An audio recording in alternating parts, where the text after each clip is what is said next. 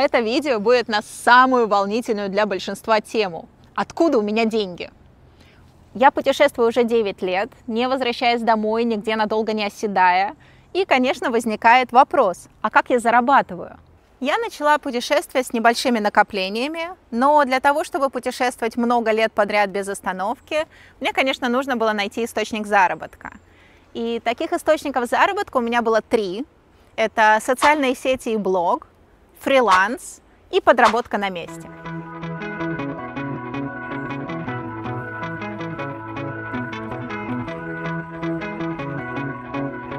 Начнем с подработки на месте.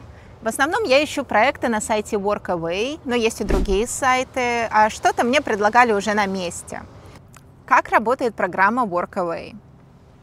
Это сайт, где вы регистрируетесь и платите годовой взнос около $60 и можете выбирать волонтерские проекты по всему миру. В основном это работа на ферме, в отелях, хостелах, туристических агентствах, но бывают и совершенно уникальные проекты. Потом вы заполняете анкету и рассказываете себе, чем бы вы хотели заниматься, какой у вас есть опыт работы. Никакие дипломы там предоставлять не надо, это просто такая анкета, как в социальных сетях.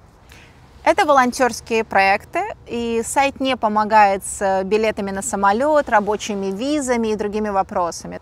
В основном это бартер, то есть вам предлагают проживание, чаще всего питание, какие-то экскурсии, может, другие бонусы, может, там курсы дайвинга, например. Все это зависит от конкретного проекта.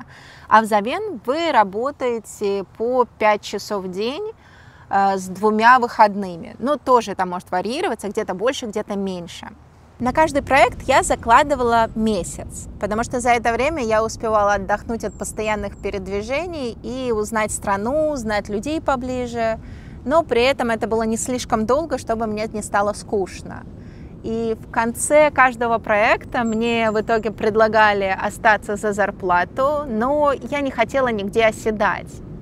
Кроме того, я экономила деньги. В такие месяцы у меня уходило около $100 в месяц на какой-нибудь кофе с булочкой. Я зарабатывала чаевые часто, потому что я работала в отелях и туристических агентствах. В целом, это было очень неплохое подспорье для моего путешествия. И когда я совмещала его с фрилансом, на котором я зарабатывала деньги, об этом я расскажу позже, то моя система, мое путешествие работало. У меня было очень много интересных проектов. Например, самый запоминающийся, наверное, это Эквадор. Там я работала в туристическом агентстве, и в мои задачи входило продавать туры в офисе, сопровождать людей в эти экскурсии и помогать гиду местному с переводом с испанского на английский. И самое интересное, что когда я туда приехала, по-испански я говорила не очень хорошо, и мне оплатили языковые курсы, на которых я подтянула испанский очень быстро и смогла переводить. И мы ездили смотреть на выпрыгивающих из воды китов, ездили на лошадях в джунгли в поисках обезьян-ревунов, во всякие морские заповедники, где обитали какие-то редкие птицы. Это было очень интересно, это уж точно не оказалось какой-то работой. Мне казалось, что передо мной открылся какой-то новый мир, что я на самом деле могу делать все, что захочу, могу попробовать себя в разных профессиях. Если привести еще один пример, то, наверное, это будет Африка. Там я водила сафари-тур. И 10 дней мы ездили с группой из одного национального парка в другой, увидели вообще всех животных, которые там есть, и львов, носорогов, бегемотов. Каждый день мы ночевали в роскошных отелях. И в мои задачи входило следить за тем, что все организовано, никто никуда не опаздывает, ничто не сломалось. И перевод с английского, так как гид у нас был англоязычный, а группа русскоязычная. То есть тоже работа не очень сложная, а в итоге я побывала в потрясающем сафари, которое не знаю, когда бы я на него поехала. Но, конечно, одними волонтерскими проектами невозможно оплатить кругосветку.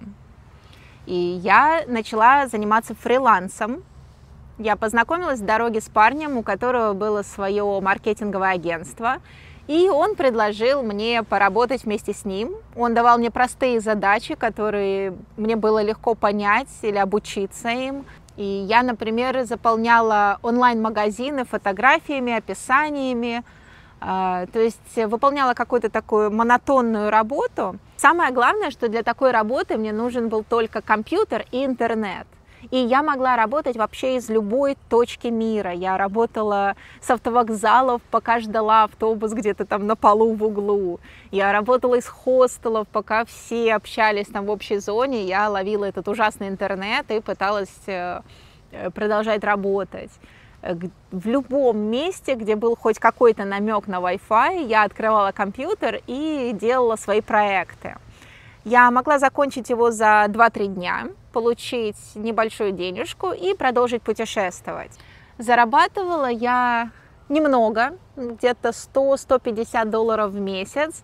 Это звучит как вообще какие-то копейки, но в 2016 году в Латинской Америке я тратила где-то $200 в месяц. То есть на самом деле вот таким даже недорогим фрилансом я могла обеспечить себе классное путешествие. Проектов я брала не очень много, потому что мне хотелось больше посмотреть страну, попутешествовать. Но если бы мне было нужно больше денег, то я бы просто больше работала. А так у меня получился классный баланс, где я немножко работала, но при этом могла оплатить свою кругосветку. Найти простой фриланс, для которого не нужны какие-то специальные навыки, можно на различных сайтах. Работа бывает совершенно разная. Кто-то преподает английский, делает переводы, обрабатывает фотографии, пишет статьи, создает им контент. То есть очень много различных задач, которые можно выполнять онлайн. Многому можно очень быстро научиться.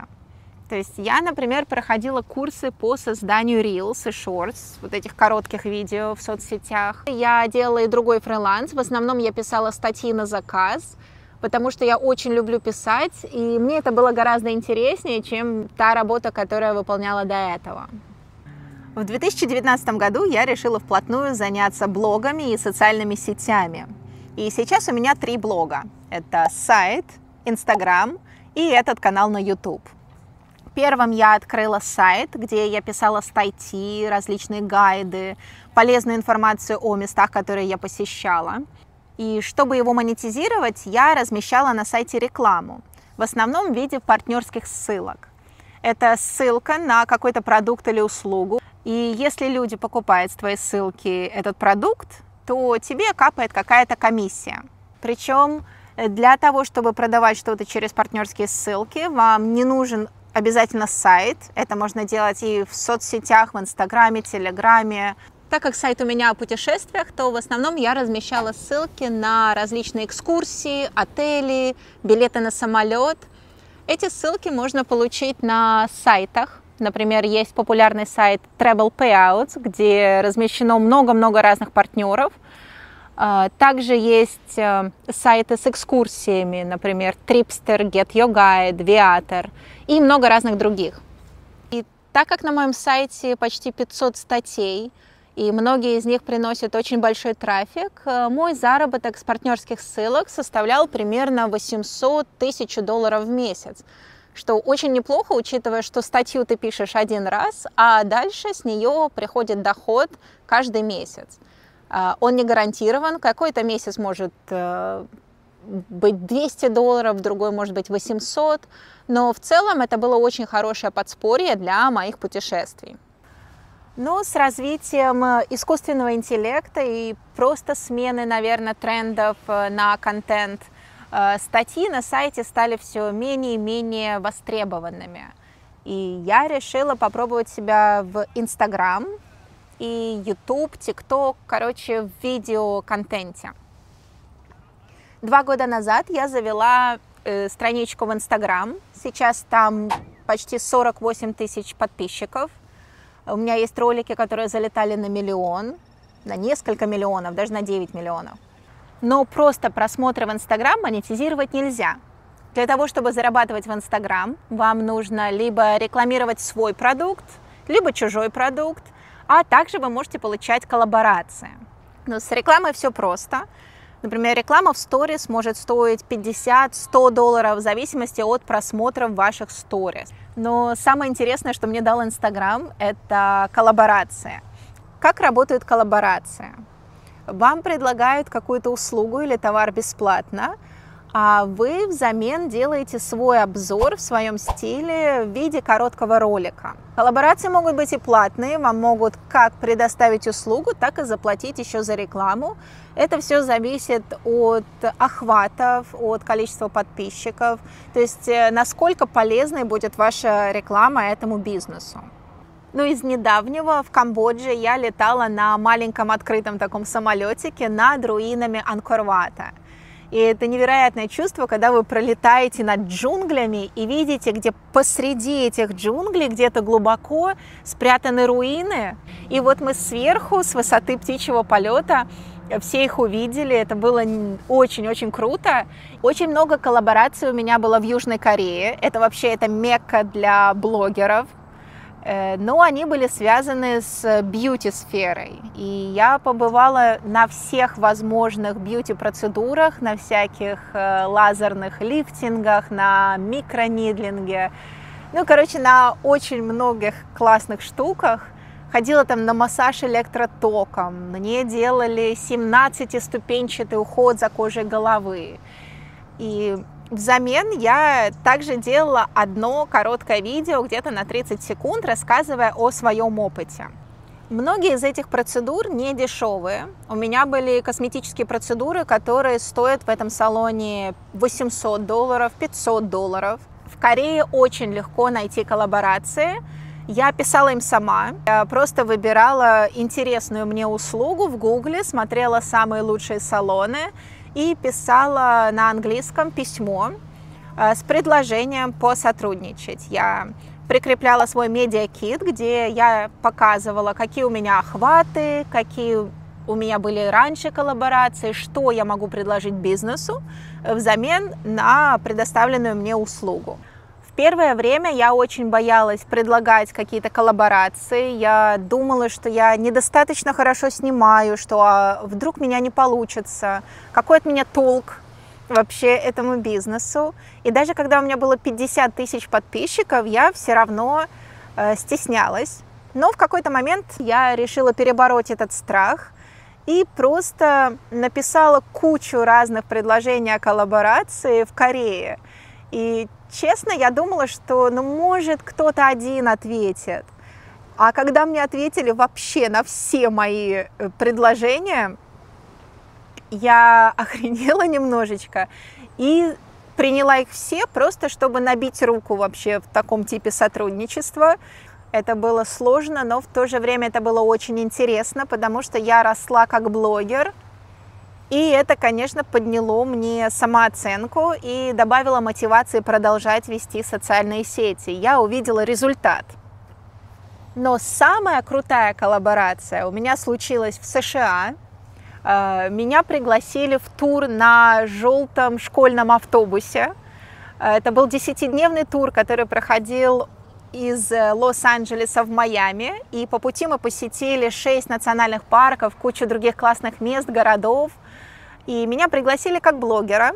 В мои задачи входило вести сторис каждый день, сделать несколько коротких видео, какой-то фотоконтент. И это было одним из самых крутых моих путешествий в жизни. И я это говорю не потому, что это было моей работой. У нас собралась невероятная компания из 10 человек, которые не были знакомы до этого. Но мы настолько сдружились, и об этом путешествии у меня остались самые теплые воспоминания.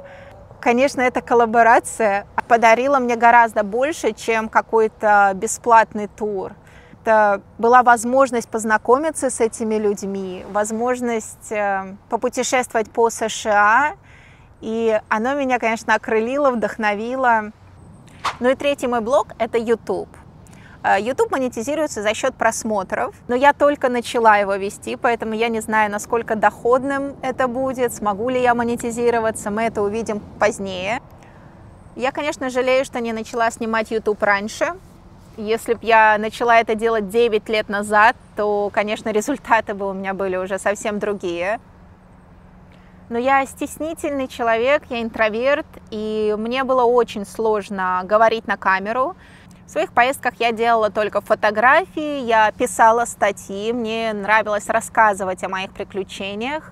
Когда я начала делать Reels, я стала снимать чуть больше себя, но это все было вот в таком вертикальном формате. Но главное было сделать первый шаг, преодолеть страх, в том числе говорить на камеру. Кроме того, я путешествую очень бюджетно. Я могу спать в палатке, ездить автостопом, где-то сэкономить на еде. Я езжу на обычном общественном транспорте. Для меня комфорт не главное. Я могу уступить в комфорте ради классного путешествия. И это, конечно, очень экономит мне деньги и позволяет путешествовать так долго. Например, в Латинской Америке я тратила всего $200 в месяц, а сейчас в США я трачу где-то $800 в месяц. Конечно, можно путешествовать по-разному, можно тратить гораздо больше, можно зарабатывать гораздо больше. Но для себя я нашла золотую середину. Я занимаюсь тем, что мне очень нравится. Я оставляю себе много свободного времени на путешествия и просто на жизнь. И зарабатываю ровно столько, сколько мне нужно для моего образа жизни. Если в какой-то момент мне понадобится больше денег, я буду больше работать. А пока мне хорошо вот так.